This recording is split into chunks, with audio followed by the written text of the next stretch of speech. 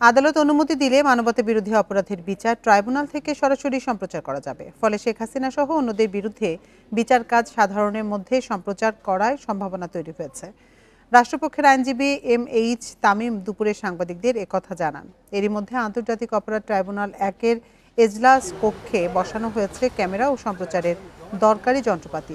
Prosecution জানিয়েছে, আদালত অনুমতি দিলেই গণমাধ্যম সরাসরি শুনানি সম্প্রচার করতে পারবে।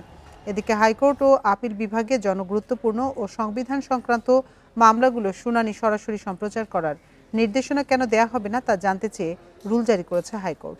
এই ঈদে জামা জুতো অ্যাক্সেসরিজের ডিসকাউন্ট।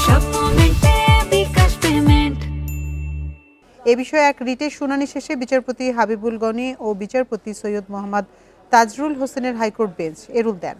আইনজীবীরা জানান, উচ্চ আদালতের জনগুরুত্বপূর্ণ বিচারিক কার্যক্রম দেশের নাগরিকরা সরাসরি দেখতে পেলে স্বচ্ছতা ও জবাবদিহিতা আরও বাড়বে।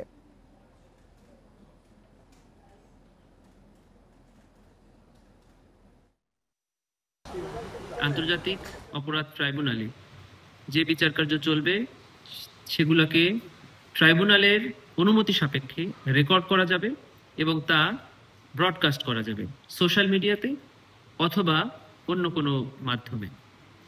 আজকে ট্রাইব্যুনালের সেই সেটআপটা, ওখানে ক্যামেরা, সাউন্ড সিস্টেম এবং সকল প্রকার ডিজিটালাইজেশনটা সম্পন্ন হয়েছে।